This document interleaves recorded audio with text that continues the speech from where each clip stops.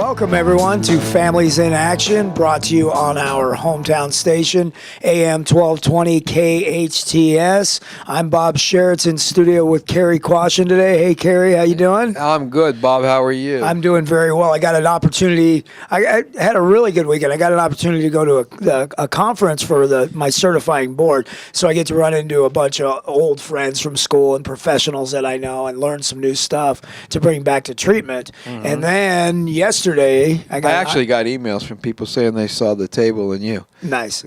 Yeah, there were a lot of people that we ran into. And then yesterday I got an opportunity to go hike Mount Baldy, so that was fun. Oh, cool. So I had a great weekend. Yeah, I was kind of checked out from everything because I was so busy, checked out from my, all the crisis that comes in on the phone. Yeah. I decided to have a mellow weekend, too. Nice. I went fishing on Saturday. Oh, did you end up doing that? Cool. Yeah, I went fishing and caught a bunch of trout. Nice. Which was awesome. Yeah. And then yesterday I decided to take me out to the ball game. Oh, nice. Went to the Dodger game. What a game, too. Yeah. So I was really happy. Picked the right game. Yeah, that's always fun. Yeah. So Families in Action is brought to you by Action Family Counseling, rehabilitation centers for both adolescents and adults. We serve a population of 12 years old and up, and we have residential and intensive outpatient programs, both locally and other places. And Families in Action is also brought to you by the Action Family Foundation. The Action Family Foundation is a nonprofit organization through Action that does a lot of things like the experience, which you'll be hearing a lot about. It's coming. We're going to be talking about that more and more as we get closer. A lot of the free and low-cost drug testing that we do in the schools and in the community, a lot of presentations, a lot of community events. But really the thing that started the Action Family Foundation and the whole nonprofit was the Action Parent Teen Support Program, which meets every Tuesday night at Canyon High School in the AA building. And it is a free support program for parents and their teenagers that are going through stuff. Doesn't necessarily have to do with drugs and alcohol, because oftentimes with teenagers it doesn't have anything to do with drugs and alcohol. They're just looking for a way to ask for help. Right. And so kids act out in many, many different ways. And who should come over to the Action Parent Teen? Anyone. I mean, if you think if you're thinking maybe I should be there, yep, you should definitely be there. I mean, go with your gut. But if you have a child that's a teenager, it's probably a really good spot for you to be at. Right. Because we usually know what's going on in this world when it comes to teenagers before the local media even has a clue. So sure, as it's happening, because we're dealing with it every day. Yeah, in real time. And I'll tell you, I mean, you got parents and they're helping parents. Parents that's been through whatever you think you can go through, they've already been through it.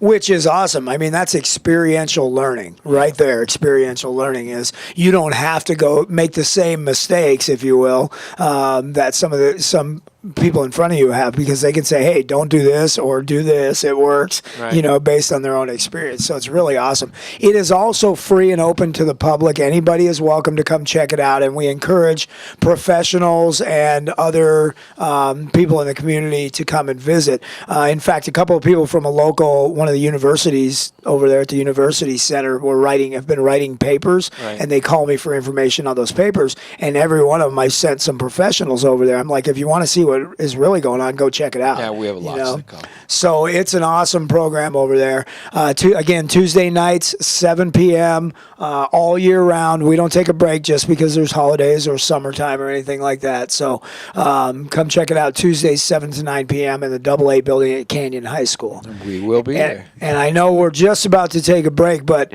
we're going to have an interesting show today because it's Alcohol Awareness Month. April is. So we're going to talk about alcohol, and we brought our friend Tim. Hi, Tim. What's today's date? But today is April 20th, which may not be... Everybody's smiling. That's right. Yeah. It may not be significant to anybody except the stoners out there. What do I mean by that, right? Anybody who's involved in the marijuana scene or knows about that, or is a teenager. I mean, it doesn't necessarily, right? Everybody Like knows. if you reacted to it being 420 and you know about it, doesn't mean you smoke pot. But, being a teenager, everybody knows about it, right? So Everybody knows about it. today is that day. So, for parents that are out there listening, if you have an indication that your kids are using marijuana, keep an eye on them today, because it's like a tradition in the culture of marijuana use that everybody's supposed to get high today for some reason. And nobody really knows where that started, but we'll touch on that a little bit right after this break. This is Families in Action, brought to you on your hometown station, AM 1220 KHTS. Welcome back, everyone, to Families in Action, brought to you on our hometown station, AM 1220 KHTS. If you're just joining us, Cary and I are in studio today and we haven't even introduced him, so it doesn't matter if you've been here or not. We're in studio today with our friend Tim, and Tim is joining us today, and Tim is joining us today because Alcohol Awareness Month. And Tim is a friend of mine who's in recovery, been in recovery for a while together. But your primary drug of choice, if you will, was alcohol, correct? Oh, yes, absolutely. And so as we talk about, the dangers of alcohol and what it looks like in the recovery process, we brought Tim into the studio again for some experiential learning for the audience, is that Tim can, tell us about his relationship with alcohol, and the Okay. problems that has caused. But before we get into that, I was reminded, we have a sober school, and so I get to, one of the things that I get the pleasure of doing is when I show up to work every day, I get to greet the kids that are in our sober school, and they start first thing in the morning. They're there at 8 o'clock. So when I walk in, I get to say hi to all those kids. And any teenager just about that you run into these days is going to remind you that today is 420. Now, if you're listening and you go, what's the significance of April 20th, right, 420, we don't really know where it came from, but in the marijuana culture... Actually, it was something about some kind of national cigarettes. It was something about smoke out there with cigarettes. I actually knew Oh, it. they did a smoke out on that day. Right. Yeah. They used to, the Great American Smoke Out or something they called it, right? Yeah. But then it turned into a pot culture kind of deal. Yeah.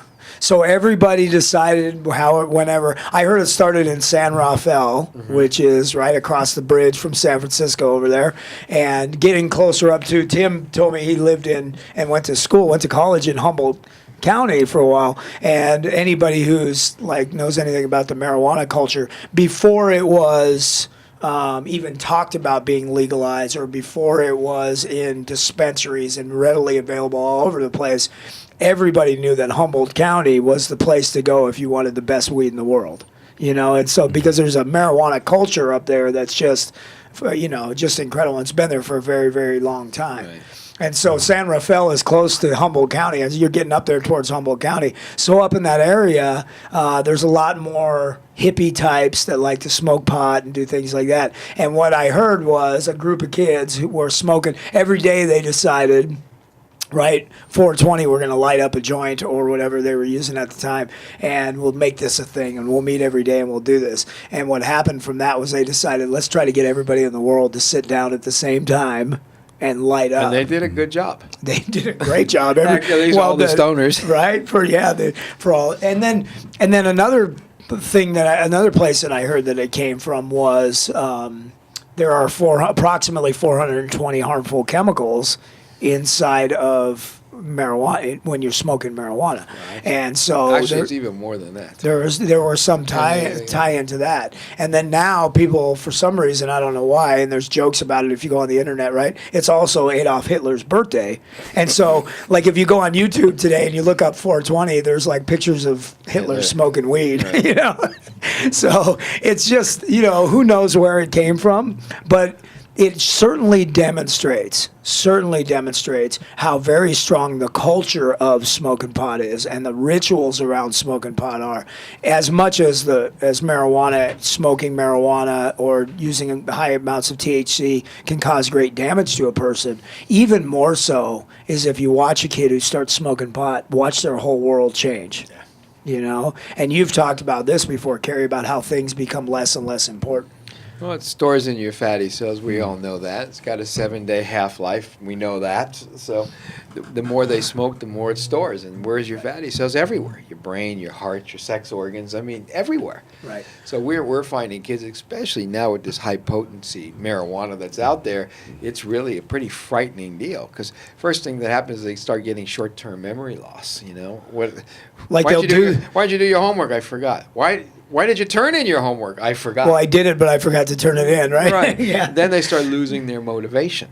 Yeah. They don't really care much about nothing. So, you know, why didn't you do it at home? I don't know. What's wrong with first period? I don't know. You like baseball? No, it's boring. Right. Dance? I don't like it anymore. You know what's scary about that, Cary, is that when you talk to the kids that is happening to, they don't even see it happening themselves. They're like, oh, you know what? I never really liked baseball anyway. Exactly. Or some, you know what I mean? They'll make all these ideas come but in. they have to, because they have to manipulate themselves to believe that. If they believe it's the drugs, they have to look at the deal and they have to stop, and they like it too much. Right. So Right. they actually manipulate themselves to believe that none of that's true.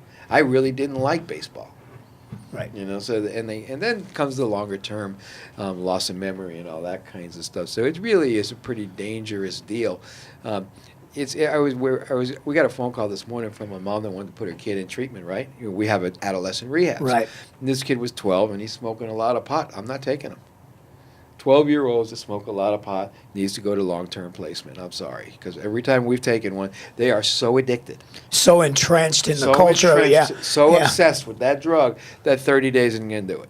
Right. It really becomes frightening. So you need a long-term, really drying out period. Something else that's interesting, I mean, you mentioned it, is there's a 7-day half-life with marijuana. So think about that. Half of the amount that's stored inside of your body comes out every week. So if a kid is using more than weekly, it just keeps building and building and building and building, right? It doesn't even go halfway out. And so it takes, like, withdrawal symptoms aren't even present a lot of times until 30 days after they stop using. Then you see anxiety attacks, All a that little stuff. loss of sleep, some headaches, that kind of stuff. And there really is a withdrawal from THC. Yeah. We'll talk more about this, a little bit more about this, before we get into Alcohol Awareness Month right after this break. This is Families in Action, brought to you on your hometown station, AM 1220 KHTS.